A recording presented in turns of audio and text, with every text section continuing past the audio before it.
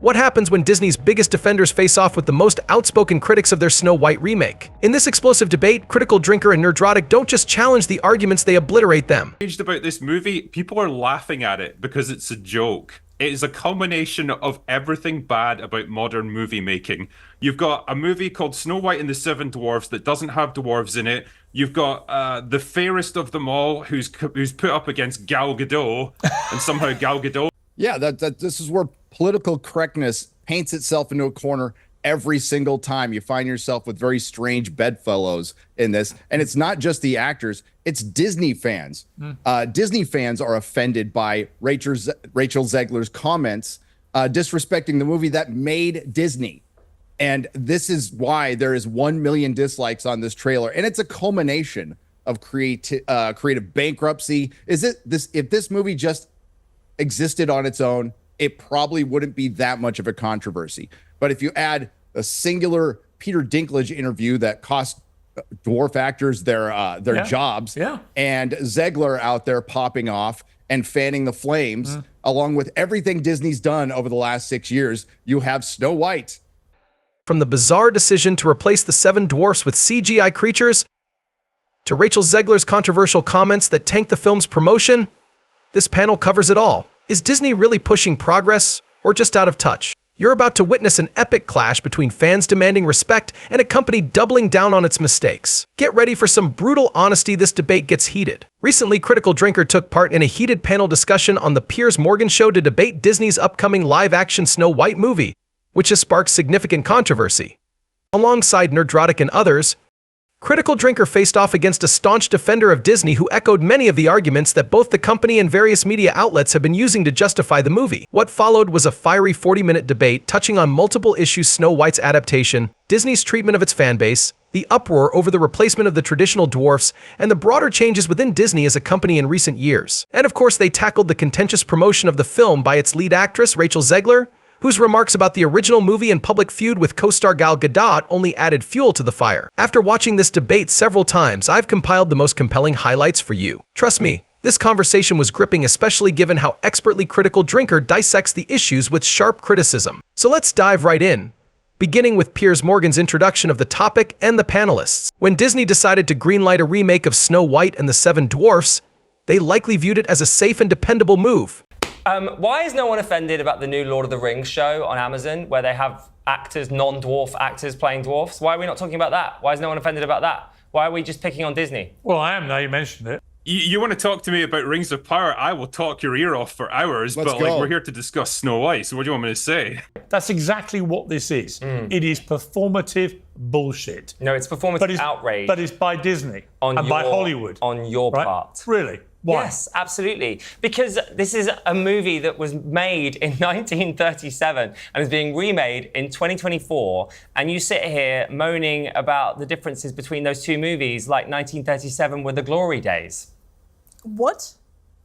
Well, what are you talking about? Why are you offended by this movie? Why do you think people are not Because they replaced the dwarves with CGI abominations. They are pretending like Rachel Zegler is the first of them all when she looks like Lord Farquaad in the film. Somehow Gal Gadot, who's easily one of the top 10 most attractive women on the planet, is some evil, ugly stepmother, which she is not. I don't know how she burst out laughing. Yeah, saying, none of it who's works, the first of them all, and looking at Rachel. The truth. Yeah. After all, it's a beloved, time-tested fairy tale, cherished by generations across the globe. But as it turns out, almost everything that could go wrong did go wrong. Rachel Zegler, who takes on the role of Snow White, didn't exactly endear herself to fans when she called Prince Charming weird and a stalker while openly admitting she wasn't a fan of the original movie. Great way to kick things off, right? But that was just the beginning of the controversy. Things escalated when leaked set photos revealed that Disney had replaced the iconic Seven Dwarfs with a group of multi-racial, gender non-specific magical beings. This change was apparently made in response to actor Peter Dinklage's criticism that casting real dwarfs in those roles would be backward, despite the fact that Dinklage himself has built a hugely successful career playing dwarf characters in major films. The irony was hard to miss. Faced with mounting backlash, Disney delayed the movie by a year, seemingly in an effort to reassess their strategy. The magical humans were ultimately replaced by CGI figures that resembled garden gnomes, hardly an improvement, as they became a focal point of criticism when the first trailer dropped that summer. In this debate, some of YouTube's most outspoken commentators weighed in. Gary Beechler, better known as Nerdrotic, and Will Jordan, aka Critical Drinker, joined forces, while studio guests included uncensored contributor Esther Krakow and comedian James Barr, who just returned from a successful run at the Edinburgh Festival. What unfolded wasn't just a debate, it was a total dismantling of the Disney defenders' arguments. In fact, it quickly became clear that this so-called Disney shill didn't have much to stand on. His main tactic was to dismiss the widespread outrage as unnecessary and label anyone critical of the new Snow White as being stuck in the past, longing for the good old days of 1937. But here's the thing, labeling all the critics as outdated and resistant to change is simply false. The backlash isn't coming from people who are nostalgic for 1937. It's coming from viewers across the board, many of whom have legitimate reasons for being disappointed with the direction Disney has taken, not just with Snow White, but with its recent string of releases. There are plenty of reasons why this movie has rubbed people the wrong way. And it's not just about being stuck in the past. One of the standout points from Critical Drinker during the debate was Disney's puzzling decision to replace the dwarf characters with poorly rendered CGI versions. Instead of casting real dwarf actors, Disney went with lifeless, out-of-place CGI creations. Drinker rightly pointed out that this not only made the characters look worse, but also deprived dwarf actors of valuable roles in an industry where opportunities are already scarce.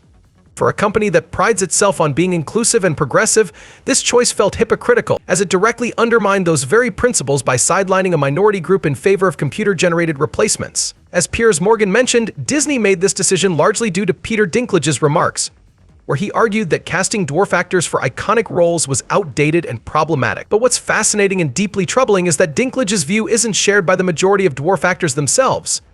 In fact, they're the ones most hurt by this move, accusing Disney of discriminatory practices and even joining the growing boycott against the film. Nerdrotic hit the nail on the head when he said Disney's attempt to avoid offending anyone ended up offending everyone. In trying to appease certain voices, they managed to alienate both fans and dwarf actors alike. It's become so bad that the movie's target audience seems disinterested in even pirating the film, which speaks volumes about the level of backlash.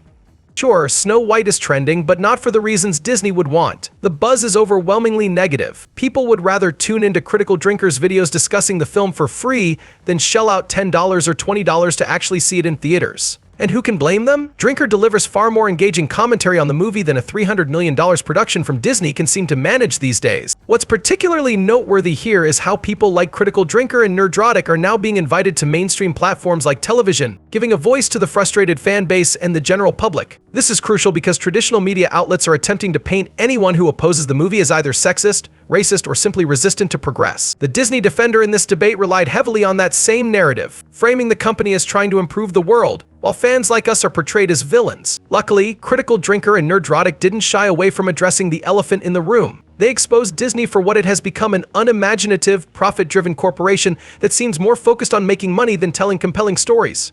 Is the Disney defender in the debate? Well, he seemed convinced that Disney is trying to make the world a better place, but that perspective is painfully naive. Drinker was quick to point out that a multi-billion-dollar company like Disney doesn't make decisions purely out of goodwill. Every move they make has a financial motive behind it. And that's where Disney's disconnect becomes so obvious. They've taken a classic story that's beloved across generations and twisted it in a way that they thought would appeal to this so-called modern audience. The harsh truth is that this modern audience doesn't really exist. There's just the audience, the one that wants to watch good movies without being force-fed political agendas or virtue signaling. One of the major obstacles this movie faced came from its own lead star, Rachel Zegler. Her interviews about the film were nothing short of disastrous, where she openly criticized the original Snow White and discussed her feminist beliefs. This not only alienated fans of the original movie but created unnecessary drama, especially when she picked a public fight with her co-star, Gal Gadot. It was a PR nightmare. As Drinker humorously noted, Zegler could really use someone like him as her manager, someone who knows when it's time to just keep quiet. There's a time and place to share your opinions, but when you're promoting a film, maybe it's best not to bash the very thing you're trying to sell. Nerdrotic summed it up perfectly. Disney's mishandling of Snow White was entirely avoidable. The company had been doing quite well with other releases this year because those films were focused on entertaining audiences without any overt political messaging. That's what people crave from movies: escapism. They want to lose themselves in a good story, not be reminded of real-world agendas. But Snow White took the exact opposite approach, and it led to a disaster of a promotional campaign and a movie that seemed destined to fail. Many viewers first became aware of the Snow White controversy thanks to voices like Critical Drinker, Nerdrotic, and others, including my own growing channel. We live in an age where fans aren't just passive consumers anymore. They're informed, opinionated, and ready to call out companies that try to push agendas instead of focusing on storytelling. Years ago, the idea of a company blatantly forcing politics into entertainment wasn't a major issue, but now it's everywhere. Thankfully, people have the resources to know which movies, shows, and games are worth their time, and which ones aren't. And let's be real, Snow White is the perfect example of a movie that simply doesn't deserve our support. If we keep backing films that prioritize political messaging over good storytelling, we'll see more of them and fewer of the truly great films that resonate with audiences for the right reasons. So, what do you think? Is Snow White on your watch list, or have the endless controversies turned you off completely? Drop your thoughts in the comments below, and let's get the conversation going. If you enjoyed this video and want to support the channel, don't forget to give it a thumbs up, share it with your friends, and subscribe for more content like this. Thanks for watching, and I hope to see you in the next video.